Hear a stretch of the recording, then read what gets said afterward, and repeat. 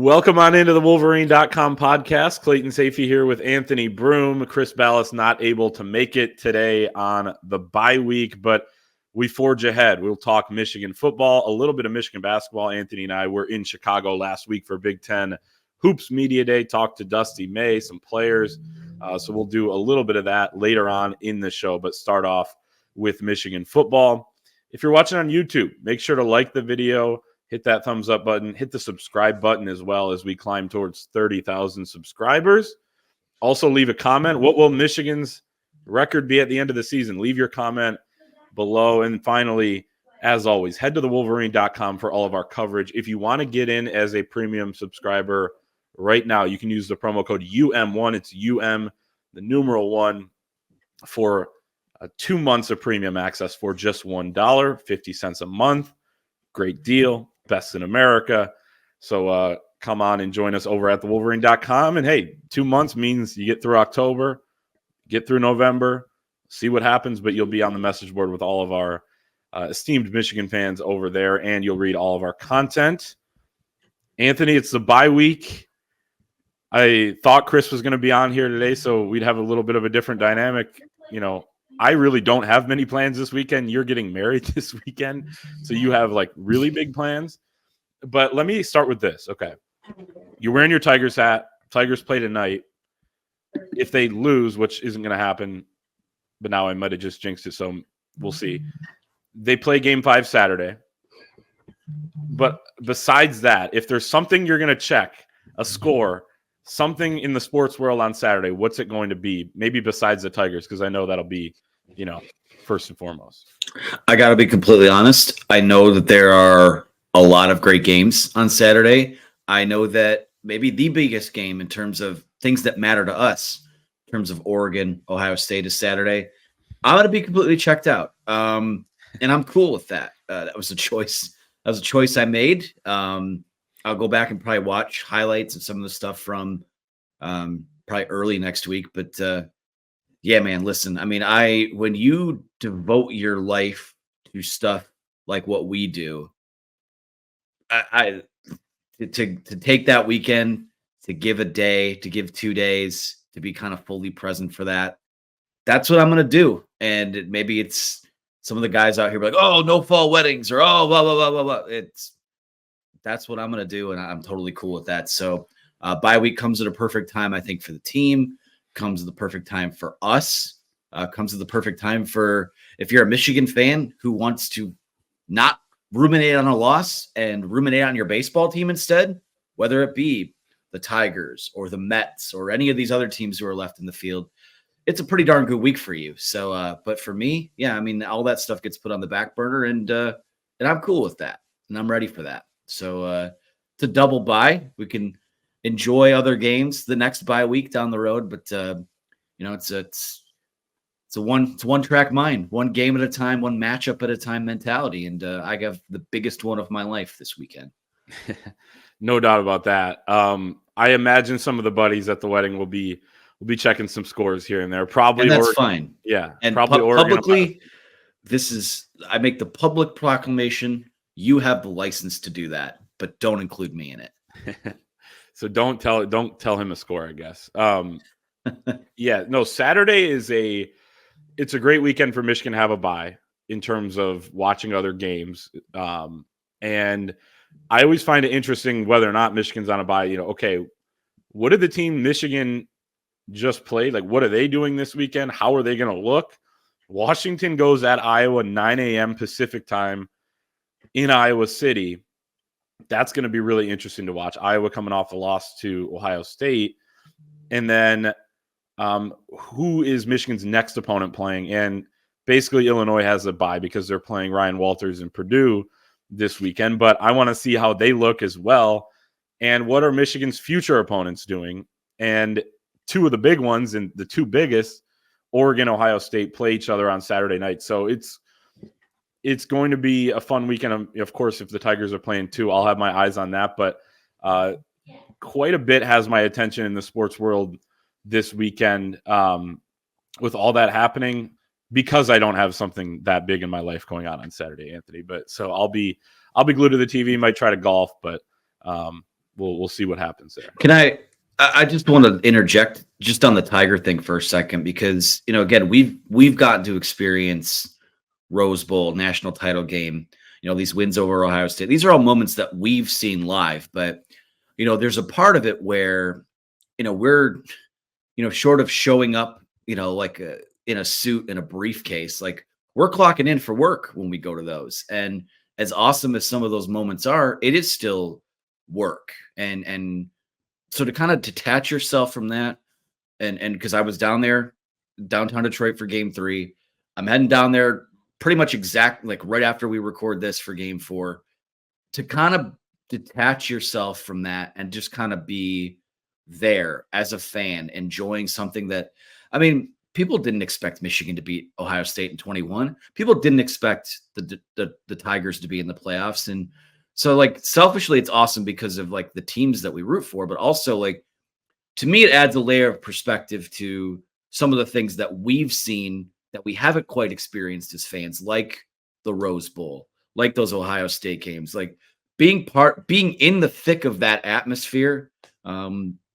It kind of, I can't imagine what it must have been like, you know, if you're someone who was at the 2021 Ohio State game. Like, I can kind of put myself into how that would feel being in the stands now, which is a layer of perspective that haven't really had much, because I'm a fan of Detroit sports. It's been a rough decade or so, and now water's kind of finding its level in a big way. So just that like communal experience and like the euphoria of getting things done on the biggest stage, that's awesome. And, you know, there's the flip side to that. There's, you know, for every big win, a couple years down the road, you're going to have a game like the Texas game. You're going to have a tough game like the Washington game. But when those moments happen, do not take them for granted, because sometimes they come out of nowhere and sometimes they can be fleeting too. And I don't know. I'm dead serious. It's something that came up yesterday, like when I'm there kind of experiencing that. So really awesome to be able to take that in. And if you're someone who is a fan at both of those events or several of those events, what a calendar year it's been for you. I mean, just terrific stuff. I was going to say, take it for granted. Michigan sports fans are like, man, we win national championships, we win Rose Bowls, we go to the NFC championship game, and now the Tigers are in the playoffs. So it's all happening here in the great state of Michigan. It's been an unbelievable year. We'll see what Michigan football does in the back half of this season, as well as they look to finish strong. And this is a great segue into what we're going to do next. We're going to talk about our friends over at PrizePicks, which is the best way to enjoy watching sports. I can't wait to watch a ton of sports this weekend and play PrizePicks pretty much all weekend. It's starting today, but you can win up to 100 times your money this football season, this playoff baseball season. You just select 2 or more players, pick more or less on their projected stats, and place an entry. It's a great way to test your skills as a fan. Simple and easy to play. I can place my picks and submit my entry in less than 20 seconds. We have a special offer for you. Go to prizepicks.com or the PrizePicks app. Use the code Wolverine to receive $50 guaranteed once you play $5 in lineups. Today, I can just tell you I'm placing the more than on half of a hit plus run plus RBI for Jake Rogers, Tigers catcher, who's got the great mustache. And I'm going less than 253.5 passing yards on Brock Purdy, the 49ers quarterback, against our guy Mike McDonald and the Seahawks tonight on Thursday Night Football. But I'm going to be checking this all throughout the weekend, taking a bunch of stuff for college football, taking playoff baseball projections over at PrizePicks. Again, sign up today, get $50 instantly when you play $5. You don't even need to win to receive the $50 bonus as long as you use the promo code Wolverine. It's PrizePicks, daily fantasy sports made easy. Let's get into Michigan football a little bit more here as the second half of the season approaches. And I know we talked on Monday about what Jack Tuttle did in coming in the Washington game. He provided the initial spark. Michigan scores on 3 straight drives for the first time all season. Then they fizzle out offensively. The turnovers were killer. But you come out of this game, despite the loss, feeling like, okay, you know who the quarterback's going to be now. You know that he's an upgrade from Davis Warren and Alex Orji. I think that part is really clear. But how good is he going to be? How much of an impact can he have on this Michigan offense that desperately needs to get something going beyond running Khalil Mullings and at times Donovan Edwards. Anthony, your thoughts on what Jack Tuttle can do? And I do think it comes at a good time where he got healthy enough, and we talked to him on Tuesday night, basically didn't get any practice reps until Washington week because he was recovering from an injury, not even on scout team or anything like that, he said. And then, he gets a taste of playing. Then he gets another week to get healthy, get more chemistry down because he wasn't taking starter reps in practice leading in. Now he will be, and you can kind of build around him. Yeah, there's a path forward here. And just going by what we saw in the eyeball test the other night, like he is this team's best shot at having maybe not even a balanced offense, but something respectable to where when a team loads the box, Jack Tuttle's going to get the ball out quickly. And I think for a lot of these guys, their receiving numbers are probably going to tick up the second half of the season. I think in these first few weeks here, you're going to kind of have the element of surprise on your side only because these teams don't exactly know like what Michigan is going to be offensively. Yeah, they had to throw a little bit on Saturday night, but they were down 2 scores and had to throw to get back in the game. And, there's not as much of that film on Tuttle yet. Now, the thing with him that I'm concerned about is the durability. Like it did seem like to me, and I've gone back and watched even an additional time since we did our Monday night show, some of those passes lost zip on them as the game went on. And I don't know if that was a fatigue thing. I don't know if that, I'm not even going to, I don't know what to attribute that to, but there was no path to where, because this is the time of year you start thinking about what is this going to have to look like if you're going to go win a game in Columbus, or if you're going to, the tests are earlier than that now, you got to go play at Indiana. You've got Oregon in a couple weeks. So like, what is this going to have to look like? Now we can say it with hindsight being 2020, there wasn't a path to doing that with Davis Warren at quarterback. There wasn't a path to do that with Alex Orji at quarterback. For all intents and purposes, I think that Michigan, I don't think, banking on Tuttle being their guy coming into the year might be a little strong. I think they were going to let this battle play out, but, not knowing what we know now, it kind of seems like he never had a chance really in the offseason to factor into this battle at all. And the timeline, when you hear what their timeline is, it makes sense. When you hear that he didn't even have a full week of practice until last week, it makes sense. So to me, it's a completely different look. Now, it was similar at the end when quarterback turnovers cost you an opportunity to put a game away. But I have less of a concern with that moving forward with him because of the reasons that you saw early in the game. It was as snappy as it had been. It was as clean as it had been. The decision-making was crisp. I think those are things that will only get better with more practice reps, with more time, and kind of throw him into a hostile environment too. You're in a tough place to play, down 2 scores. I thought he answered the bell pretty well at the end. What happened in the end was unfortunate, but he can, for the first time, I feel like he can get better from this and that there is a path forward for Michigan here. I'm not overly concerned about the turnovers either, although Jack Tuttle has been somewhat turnover prone in his career, 7 touchdowns to 7 interceptions. And in 2021, when he played the most football, and again, that was a long time ago, so he's certainly, at least had more experience and understands the game of football better, might even be a better player physically. I know he's coming off the injury, so, maybe that'll be the case more in a couple of weeks once he's, even more healthy. But in 2021, 2 touchdowns to 5 picks. I have, watched some of Jack Tuttle in those games, and there were some errant throws in there, but again, it's been a while since then, and you have to take into account the fact that he played against 3 top 10 teams, and then also number 18 Iowa. Only a couple passes in that Iowa game, but 52 attempts in a loss to Michigan State. There wasn't a lot of talent on that 2021 Indiana team. In fact, they were terrible. So definitely a different scenario here, although he is going to need guys to step up around him. When you look at the receiving core, Samaj Morgan leads the wide receivers right now with 13 catches for 78 yards and a touchdown. That means he's on pace for 26 catches, right? A little over 150 yards in the regular season. It's just it's not enough. And two of your top three receivers are tight ends. Colston Loveland has 29 catches compared to 13 for Samaj, who's second. Nobody else over 10. Nobody else at 10 receptions. Donovan Edwards is right in there, third on the team with 9 receptions. Like, they need more out of the entire offense. You can talk about balance between run and pass, but you also need to be balanced in who you're giving the ball to a certain extent. And so I do think there are things to build on with Jack Tuttle at quarterback, but he's going to need help. He's going to need better pass protection as well. But I think this offense can be serviceable enough. And if they can stop putting the defense in bad positions, right? The defense has not lived up to expectations, but they've also been put in poor spots here. The offense has turned the ball over 12 times this season. It's one of the highest counts in college football.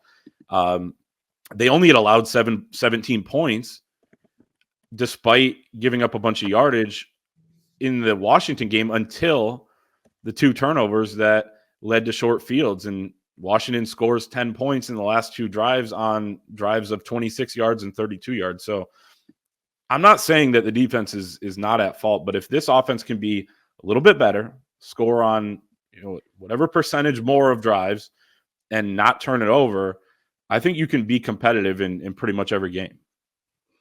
I think so too. And something about the first half of this, I mean, when it's that bad, it challenges everyone. It challenges the entire offensive coaching staff. And again, for as much crap as the defense has got, and I'm sure we'll talk about them, like those guys have been on the field way too much. And it's because you have an entire offensive line that struggles to pass block. You've had quarterbacks that can't play quarterback, which is a problem, right? You have wide receivers that, we hear all the time, like what wide receiver is going to come to Michigan with the offense they run? Well, you had 2 pros at wide receiver last year in Roman Wilson, Cornelius Johnson. And again, I get it's not Marvin Harrison Jr. It's not Devontae Smith. I get that, but they're not talented enough there. And that's why you see, I feel like we've seen every scholarship wide receiver and then some that's not a true freshman kind of get some run because nobody separated themselves there. This is a week where I think guys need to reset and start to separate. And that includes, I've been very disappointed with Tyler Morris. I thought he's a guy that could have stepped in and been what, Ronnie Bell and Roman Wilson were. Samaj, I think they're getting him the football, but when the bread and butter plays you can run with him are the bubble screen because you can't do anything else. That lends itself to the one game he had 3 catches for 6 yards. And that's not necessarily his fault. So I think right now I have questions about the talent still.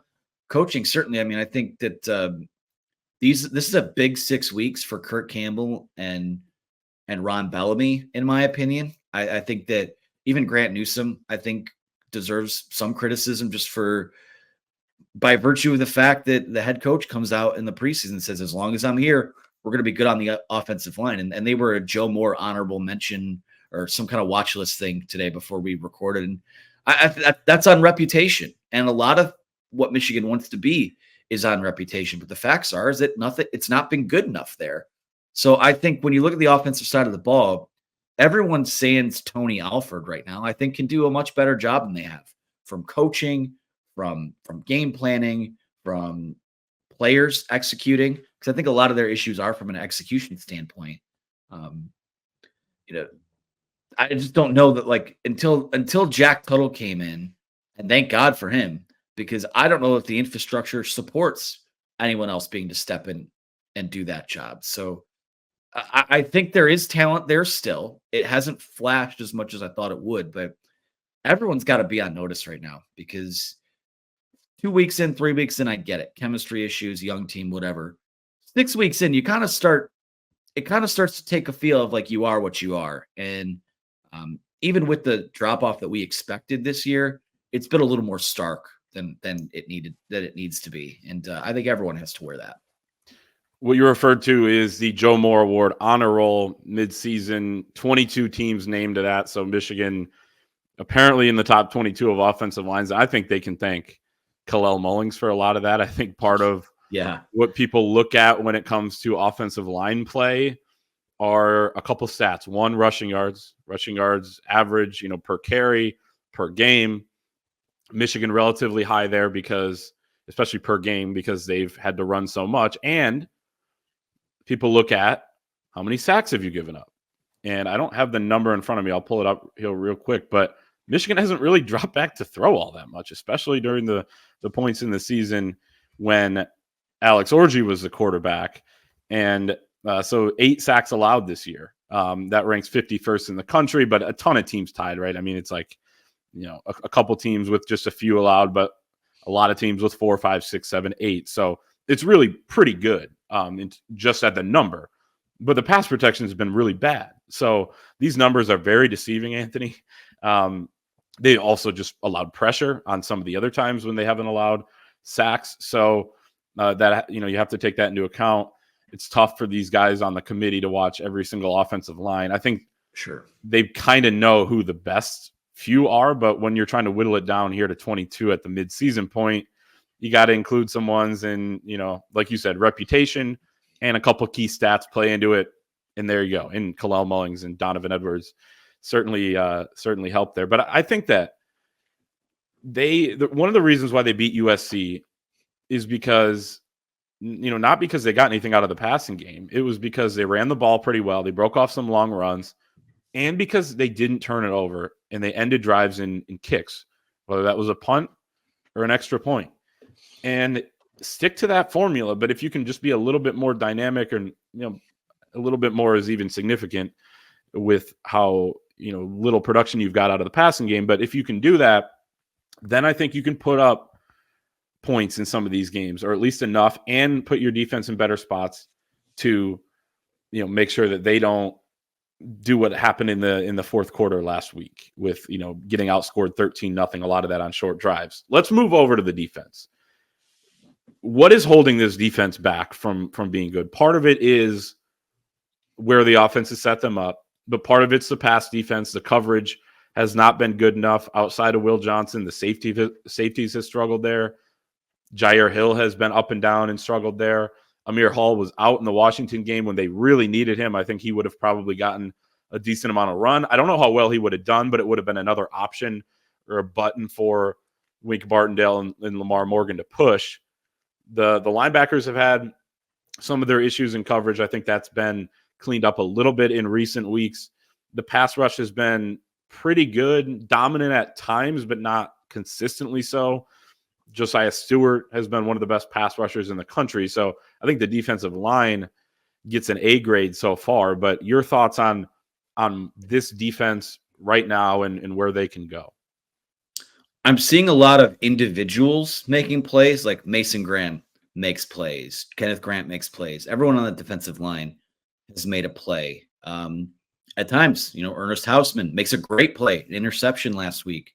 Will Johnson has, a couple of those pick sixes this year that have really been huge for Michigan. But a defining trait of these last few Michigan teams was that cohesion, the communication on the defensive side of the ball. And I don't see a whole lot of that, especially on the back end right now. Something that's been troubling to me is, yes, you lose Rod Moore, but you've got guys like Makari Page and Quentin Johnson and Will Johnson who have been here. And at times, still doesn't seem like those guys always know where they need to be. I think Will's played pretty well. I think even Will would tell you that he could probably play better. And at times he's been out of position.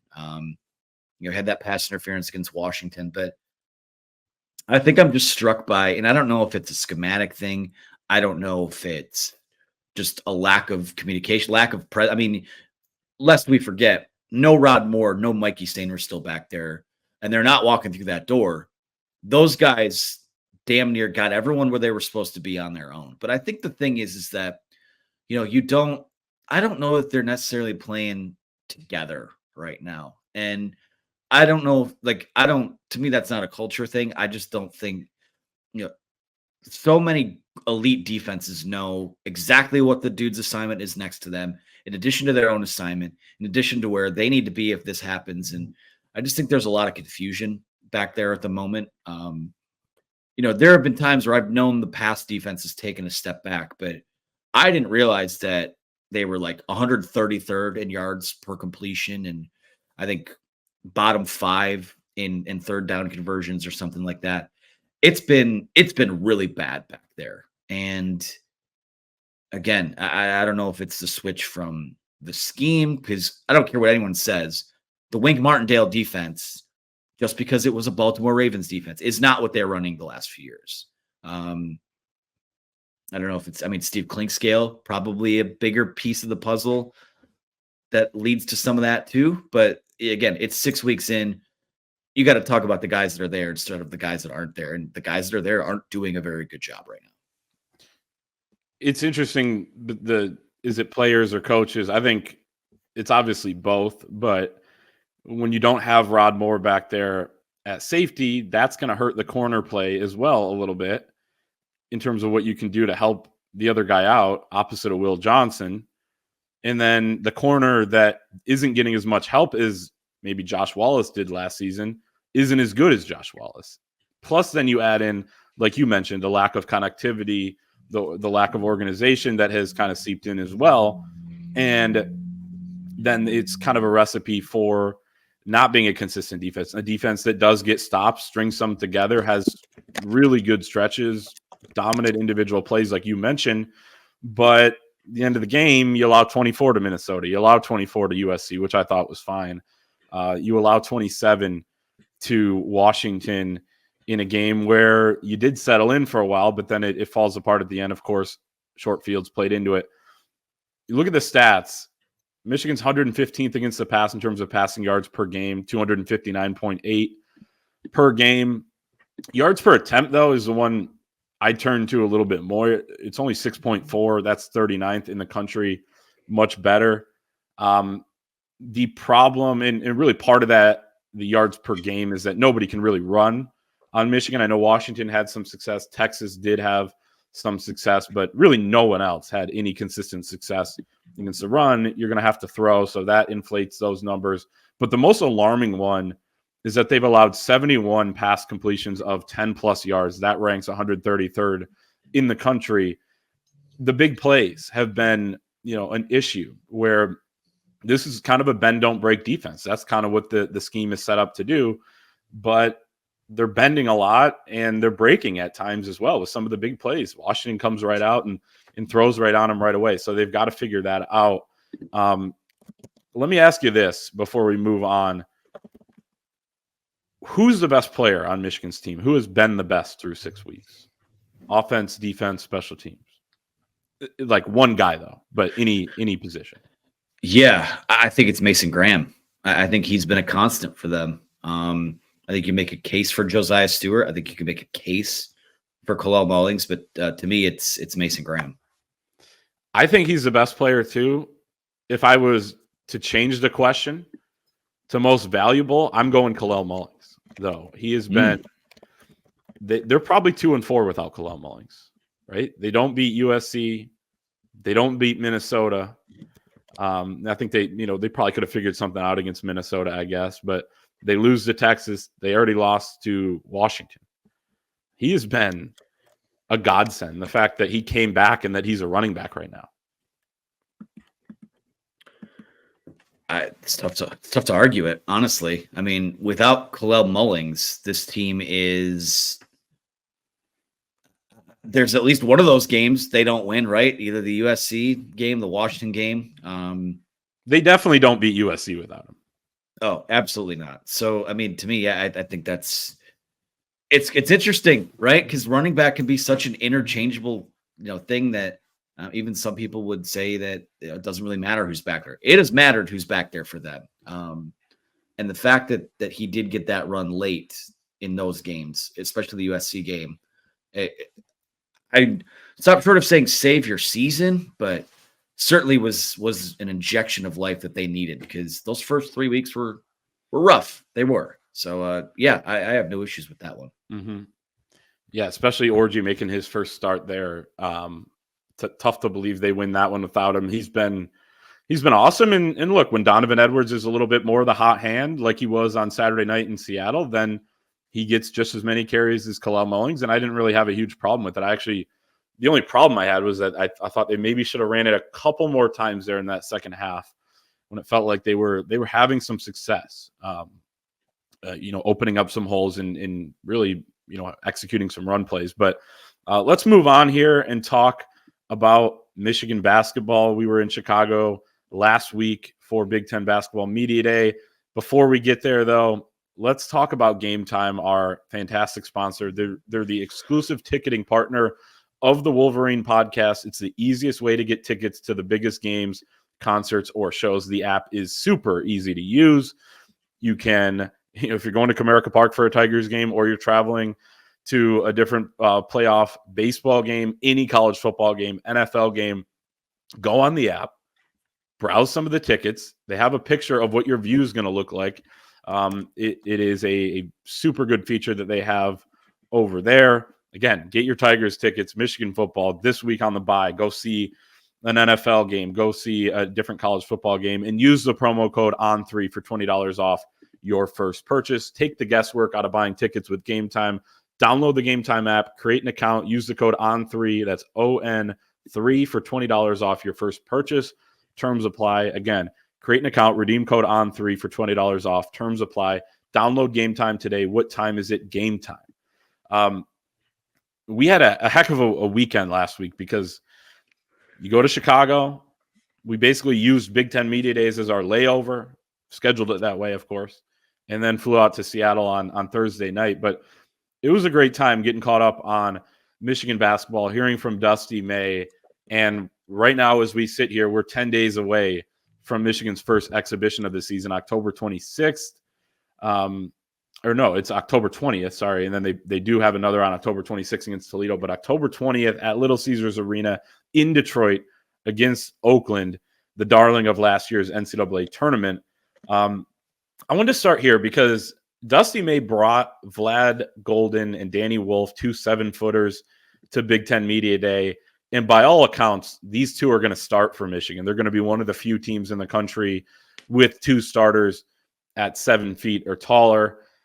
It's an interesting method because Dusty May played a little bit smaller or a lot smaller at Florida Atlantic. Part of that, though, is who you can recruit, and he adapted to his personnel. He's now adapting to his personnel here at Michigan. Will this work with 2 7-footers in the lineup? Before we've seen any of it, it's a subject to change, right? It could change after the first exhibition. It could change after the second. It could change after December heading into Big Ten play. But will this work for Michigan? I think it will be as successful as probably Danny Wolf being able to stretch the floor a little bit. And he's shown in the past he can. He's a 33.5% three-point shooter his career. You probably want to see a little bit more volume from him in that regard. He was about 2.6 attempts per game last year. I think it can work. This is not, what was the 2 big lineup a couple years ago that Michigan was thrown out there? Was it Terrace Reed and Hunter Dickinson, thump and bump? Yeah, this is not that. I think that Danny Wolf can shoot. I think that Vlad Golden, they're going to try and take his game a little more away from the basket, but I think you pretty much know what you're going to get out of him. He's like a 16-7 guy that's going to do his damage around the basket. It can be successful, and potentially, it can help their spacing too. If you have those guys on the perimeter that can knock down some shots, which, again, we've heard good things about their ability to do that so far in these practices. So it can work. Again, I'm a little skeptical of it because I think that the Big Ten isn't quite as rough and tumble as it was before. I think there's a lot better guard and wing play than there's been over these last few years. There's been better play in that area than maybe what we're traditionally used to seeing. But if they're 2 of your best 5, I think getting them out there and also I would say it doesn't always necessarily depend on who starts your game either. It's who closes things out. I think they're trying to give themselves a lot of options. Dusty said, he asked the players a couple of weeks ago that when you think of that the UConn game or team from last year, who's the best player? And a lot of the guys came up with like 4 or 5 different answers. And that was kind of his point, in that if you want to be one of these teams that wins at a high level, you want to be able to win in a variety of ways, and you want to have a different guy who can kind of lead the way for you each night. But when you look at, Wolf and Golden in the middle, like it has the potential to be awesome. It also has the potential to kind of clog things up a little bit. Really just depends on, the type of game that they got to get out of Danny Wolf. But it does look like Danny Wolf has slimmed down a little bit. There's been a lot of good feedback, both in Ann Arbor and people in the basketball world in terms of what they've heard or seen about him this offseason. So I think it can work, but we'll have to wait and see 10 days from now when we get our first look at it. Yeah, it sounds great in theory, and I think it'll work pretty well. But I'm always hesitant on things like this because the offseason is just so much different than when the games actually start playing or start to be played. And Danny Wolf had talked about one of the biggest focuses for him this offseason has been being able to guard, right? It's, you said that it'll be as good as, Danny Wolf can stretch the floor on offense. I think it'll be as good as Danny Wolf can guard. Yeah, Danny Floor, new nickname. Danny Wolf can guard guys on the perimeter on the other end. So it's both of those things together. And, I think Danny Wolf's going to get a lot of minutes as well as Michigan's 5. So I think that works well. They're not going to be on the floor together all the time, but they are going to start that way. I think that's pretty clear at this point, at least to begin the season. And we'll see from there. Now, one of the things that goes into with what you talked about there with having the different options, and I thought it was a great analogy he used there, bringing up UConn to his own team, because everybody watched UConn last season and saw how deep and talented they were. Was it Cam Spencer that was the guy? Was it Castle? Was it Klingon? And Michigan has some options. Dusty May talked about being bulletproof. How, okay, if one guy goes down with foul trouble or somebody's injured for a game, we can play this other way. Sam Walters moves to the 4, and we have, more guards out there. And okay, if Vlad's in foul trouble, then Danny moves to the 5, and you got some shooting there, and you got a little bit more stretchability out of the 4 position, and you're really playing positionless basketball in a way. So being able to win different ways is going to be important for this team. And I think that's why I'm not all that worried about having the 2 7-footers out there, because if it's not as good as they think it can be, then you can go to something else. Now, the other part of this too is who's your alpha, who's your best player when you need a bucket, who's going to go get it. He said in an interview with CBS down there in Chicago that Roddy Gale Jr. is probably the best player so far in their practices. It's early. I don't think that surprises anybody. The one thing this team might be missing is kind of that bigger wing that can kind of create from that position rather than, maybe some bigger guards like they have. But with this style of play, I think it can work. Do you think that with this tough schedule they have in non-conference play, they're going to struggle a little bit out of the gate, or how do they come out? Because Dusty May was asked about that over the summer. And one of the things he said is, hey, hopefully with new pieces at pretty much every school around the country, hopefully everyone struggles. And it's kind of an even playing field in that regard. It's an interesting point. But there are some teams out there with continuity that are going to be tough to beat early on in the year if things aren't really crisp right away.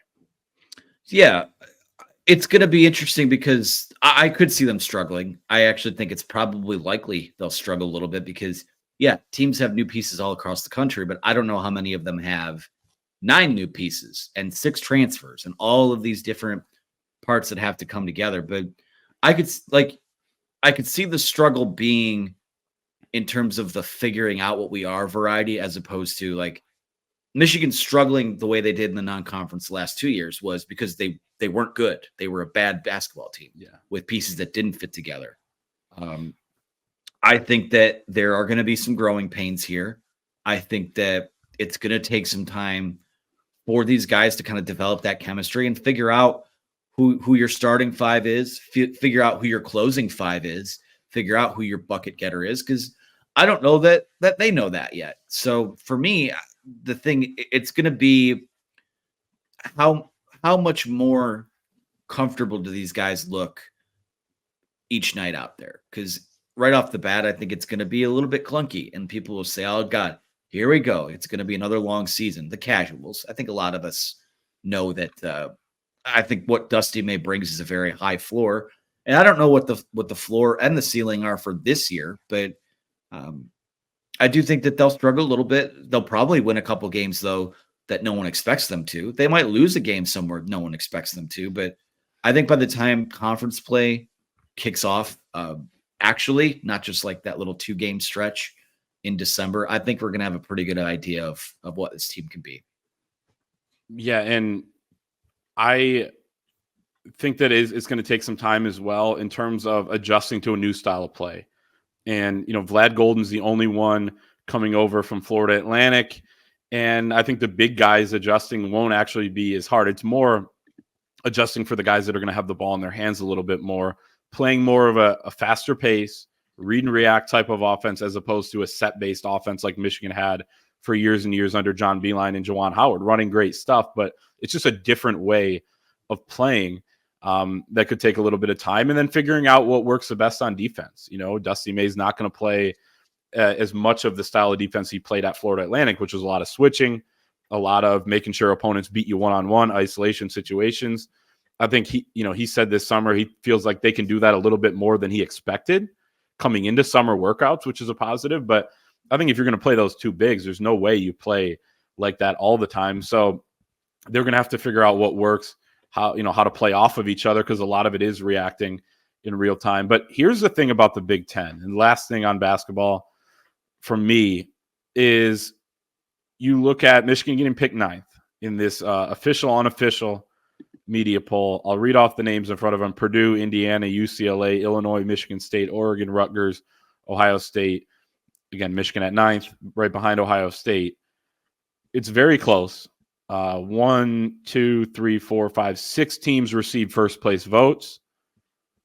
Chris Collins and Northwestern were picked 16th out of 18 in the Big Ten. They've made 2 straight NCAA tournaments. He said, hey, chip on our shoulder.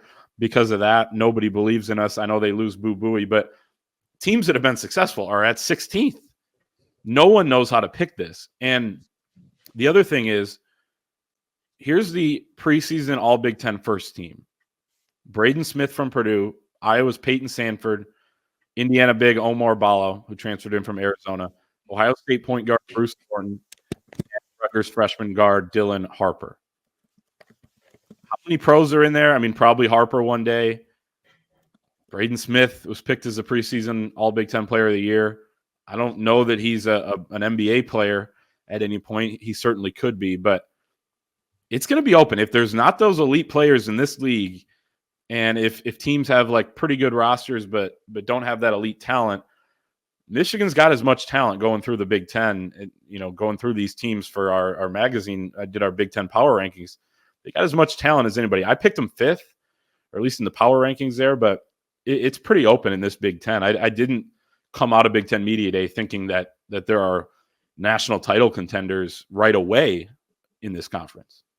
No, I'm fascinated too by the idea of like what these West Coast programs are going to bring, because UCLA basketball is kind of like the antithesis of football.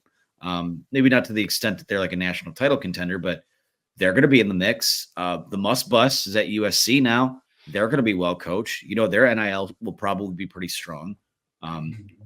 Dana Altman's been a great coach at Oregon. I think Danny Sprinkle is a good coach and will do some things at Washington. So anyone who this goes for the media poll. It goes for, no offense, like the power rankings, like none of us know. And that's kind of the fun of it. Because I think this league is, when you look at it, there are people, I've read a couple of the preseason things where they're saying this could be like a 14 bid league, which is crazy. But when you have 18 teams, that's just kind of how the math of it works out, I guess. But part of it too is, you take the talent mixed with the coaching prowess as well. I don't know where Dusty May, that's, I think the most fascinating thing about year one is like, how is Dusty May going to fare in a chess match with Tom Izzo, with Matt Painter, with Steve Peichel, with the West Coast coaches, with some of these other programs we'll see in the non-conference. I think you're going to get a real feel for the type of tactician that you have, because there are probably Michigan teams before that didn't have the talent that, the preseason prognostications would lend itself to you picking them super high. But you know what they did have? They had John Beilein. So they were always going to be in the conversation. So For as much as we talk about how there could and likely will be some year one struggles, I wouldn't be surprised if they hit the ground running with Dusty May either, because I think he's that good of a head coach. So to kind of see him match wits with some of these guys I'm so excited to see it, because how do I put this nicely? They haven't had many chess matches the last few years on the bench between head coaches. So I'm really excited to see how that plays out. Yeah, Purdue, by the way, picked first, as I mentioned. And it was kind of by default too, because you have a good backcourt with Smith and Fletcher Lawyer, and you have Matt Painter, and they've won the Big Ten the last 2 years. But there's room for someone like you're talking about, for like Dusty May, to come in and impress right away. And I think Dusty May's looking at year one as a big year for him to then sell to the next wave of guys he brings in, that this is something that we're going to build here that's pretty special. So we'll see what happens here going forward. We will be in Detroit next Sunday for Michigan's exhibition game against Oakland. Let's finish off here, Anthony, with No Man Knows the Future. We'll pick Week 7 college football games here. It's crazy that it's already Week 7, and we will start with Texas at Oklahoma in Dallas. Texas 14.5-point favorite, over under 50.5. 14.5 just seems like too many points for me. I'm going Oklahoma. I feel like crazy things happen in this game. I think that Texas is maybe the best team in the country, but it's 14.5 in a game that like this is going to be split crowd, great atmosphere. Give me Oklahoma. Weird stuff happens at that state fair, man, I swear. And it's not just the fried foods that you can get. Give me Oklahoma in this game. Penn State at USC. Penn State 4.5-point favorite, over under 50.5 at the Coliseum in Los Angeles. 3:30 on CBS. Penn State. Give me Penn State. Going across the country, it's been tough. Teams are 1-8 this year, going 2+ time zones in the Big Ten. But I don't know. I don't trust Lincoln Riley in this spot. I guess I shouldn't trust James Franklin either, but I don't trust either of them. So I'm going with the home team and sticking with the trend of those teams going cross country. I don't know what the hell happened at Minnesota last week, but they will bounce back in this spot and add a little more chaos to the Big Ten. I think Minnesota might be better than people think, but we'll see how they do going forward. We're not going to pick them this week. We will pick Ohio State at Oregon. Pretty much the game here of the weekend. Ohio State 3-point favorite in Eugene. Over under is 53.5. This one 7:30 Eastern on NBC. Coming into the year, I thought Oregon was going to win this game. I know they have some of the teams they've beaten close are better, like Boise State, than people thought they were at the time. But I'm just going to go Ohio State and going against the trend of going out west. I think that Ohio State's going to win by 7. I'm going with Oregon. I picked them to win the Big Ten. I feel like this is the type of game that might unlock what they can be. So yeah, I'll go Oregon. Okay. Riveting analysis, I know. Last one, Ole Miss at LSU. Ole Miss 3.5-point favorite, over under 61.5. This one also 7:30. So second screen, for those of us that aren't getting married. I don't trust either of these teams either. It's similar to Penn State USC. So that's why I'm going with the Baton Rouge night game crowd. LSU with points at home at night. Give them to me. I'll take that as well. This is maybe the least trustworthy game of the weekend in so many ways. So many ways. They're like beyond just Brian Kelly, Lane Kiffin, the way their programs are right now. It's like they could beat anyone and lose to anyone. Exactly. That's the beauty of it. So should be a great weekend of college football. As always, we will be following along. At least I will be this weekend, of course, for obvious reasons. Anthony, wish you tremendous luck becoming a married man this weekend. Make sure to like the video if you're watching on YouTube. Subscribe to the channel. Head to thewolverine.com. Use the promo code UM1 for 2 months of premium access for just $1. And we will see everybody next time.